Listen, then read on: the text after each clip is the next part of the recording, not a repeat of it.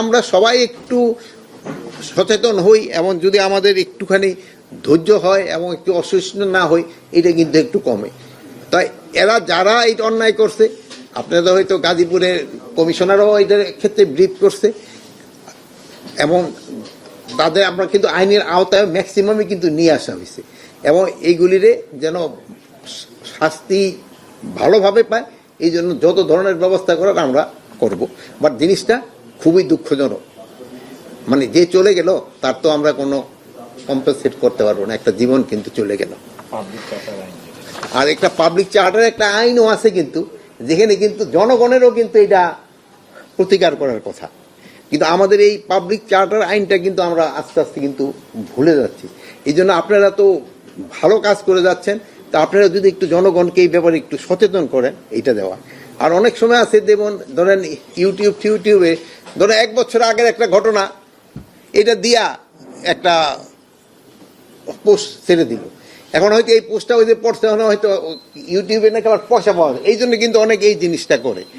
কিন্তু আবার ধরেন যে শেরপুরের যে ঘটনাটা হচ্ছে এটা কিন্তু আবার রিসেন্ট ঘটনা, মানে স্বামী স্ত্রীরে করতে যাচ্ছে, এখানে আবার নাতিনেরও ছবি ভিডিও করলে, আরে নাতি তুই তো তোর নানির আগে বাঁচাইতে যাবি, ওটা না যায় সে ভিডিও করলে সে হয়তো পয়সা রোজগার করার জন্য করছে। তো এইটা দেখেন তো আমাদের যে সমাজের অবক্ষয়টা কত জায়গায়, তার নানা নানিরে মেরে ফেলতে যাচ্ছে কিন্তু নাতির কোনো বিকার নাই, সে হলো তার পয়সা রোজগার করার জন্য সে ব্যস্ত যে এটা ইউটিউবে ছাড়বো, এটা করে ছাড়বো। এইটার জন্য যে আমরা এখন কি করবো, এটা আমার সমাজবিজ্ঞান এরা হয়তো ভালো বলতে পারবে যে এইটার জন্য আমাদের কি করা উচিত। বাট আমাদের কিন্তু এই যেহেতু বাচ্চাদের এইগুলি সম্বন্ধে আমাকে কিন্তু ট্রেনিং দেওয়া দরকার যে বাবা এই সবগুলি না করে তোমরা এটার প্রতিরোধ না, যদি সে নানারা যদি ওই নাতিরা যদি একটু চিল্লাইতো এই তুমি নানির এরকম, কিন্তু আমাদের বাংলাদেশে এরকম কোনো বাড়ি নাই যেটা একেবারে আওয়াজ করলে শোনা না যায়, সব জায়গায় থাকে। এইগুলির দিকে একটু খেয়াল রাখতে হবে আর কি। তো আমি নিজেও পার্সোনালি এবং এই হিসাবেও খুবই দুঃখিত যে এই গাজীপুরের এই ঘটনাটার জন্য।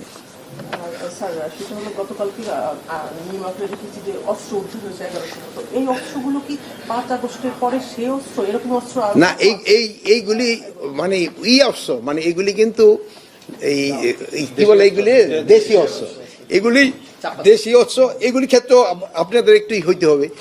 ধরুন যে যারা বানাচ্ছে এই অস্ত্রগুলি তাদের একটু কেয়ারফুল হইতে হবে।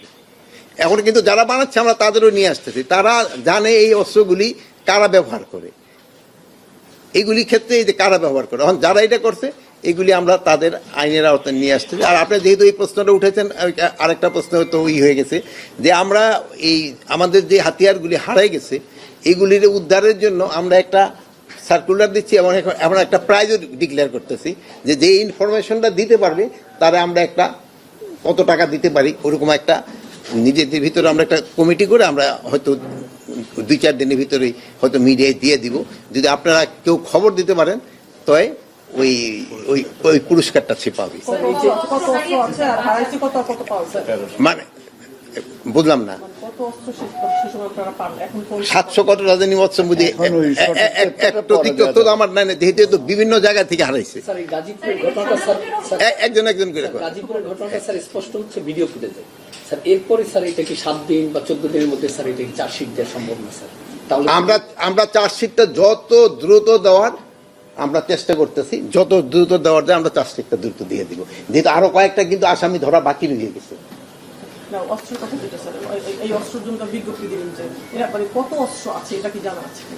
আমাদের প্রায় 700-র উপরে অস্ত্র বাইরে রয়ে গেছে আমরা অনুমান, আমি এটা কিন্তু অ্যাপ্রক্সিমেট, আমি অ্যাকচুয়াল নাম্বারটা আমার কাছে নাই। নির্বাচনের আরেকটা জিনিস হলো, নির্বাচনের জন্য আমাদের কিন্তু ট্রেনিং মোটামুটি শুরু হয়েছে। নির্বাচনের ক্ষেত্রে কিন্তু আপনারা জানেন সবচেয়ে বড় ভূমিকা পালন করে কিন্তু আনসারের ভূমিকাটা কিন্তু সবচেয়ে বড়। এবার আমরা আরেকটা জিনিসও করতেছি, অন্যান্য সময় আমাদের থাকে না কি জানি বলে ওই প্রিজাইডিং অফিসারের সাথেও কিন্তু আমরা একজন হাতিয়ার সহ আনসার দিয়ে, অনেক সময় দেখেন যে প্রিজাইডিং অফিসারে অনেক সময় করে অ্যাটাক করতে যায়, এই জন্য ওনারাও আমরা কিন্তু একটা হাতিয়ার সহ ওনার একটা আমরা ওই গার্ড ব্যবস্থা করতেছি যেন ওনারাও কেউ যেন কোনো রকমের কিছু না করতে পারে, মানে ওই ইলেকশনের পিরিয়ডে হাতিয়ার থাকবে একটা, সব আনসারদের হাতে না, ইভেন প্রিজাইডিং অফিসারদের থাকবে তার জন্য। অন্যান্য সময় তো আনসাররা দেয় হলো 4 জন মহিলা আনসার আর 6 জন পুরুষ আনসার, যাদের কাছে হাতিয়ার থাকে না। এই ছাড়া তারা 2 জন দেয় হলো হাতিয়ার সহ আনসার। এবার আমরা 2 জন না, এবার 3 জন দিতেছি হাতিয়ার সহ আনসার। পুলিশের তো দিবে তো আলাদা, র্যাব দিবে আলাদা, বিজিবি দিবে আলাদা, সেনাবাহিনী দিবে আলাদা, এগো তো হাতিয়ার আলাদা। স্যার একটা বিষয়, মানে গতকাল জিএমপি কমিশনারও বলেছেন যে গাজীপুরে আরেকটা ঘটনা ঘটেছে, পুলিশের সামনে একজনকে থেকে দেওয়া হচ্ছে, পুলিশ আসলে তেমন কিছু করে নাই। গতকাল জিএমপি কমিশনার বলেছে পুলিশ ট্রমাটাইজড আছে, এখনো পুলিশ স্বাভাবিক কার্যক্রম করছে না। একজন পুলিশের যে কাজ 3 জন মিলে সেটা করতে পারছে না।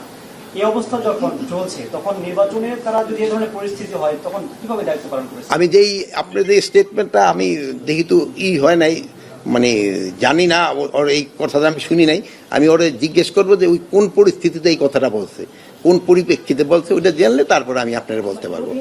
না, উনি কোন পরিপ্রেক্ষিতে বলছে, হয়তো অন্য একটা পরিপ্রেক্ষিতে তো বলতে পারে। প্রশ্ন আসছে গাজীপুরের ঘটনার পর থেকে, আপনি তো সাধারণ মানুষের মানে মানসিকতার কথা স্যার বলছেন, কিন্তু পুলিশেরও এখানে মানে এই মনোবল যে নষ্ট হয়েছে সেটা ফিরে আসে নাই বলে এ ধরনের ঘটনা বা সাহস পাচ্ছে প্রকাশ্যে মানুষ এই ধরনের। এখন হলো কি, আপনি ধরেন এই যদিও 1 বছর হয়েছে, মানে আমাদের এই যে আমরা এখানে যারা বসে আছি, আমরা কি পরিস্থিতিতে পেয়েছি, এইরকম পরিস্থিতি কি বাংলাদেশে কোনো সময় হয়েছিল?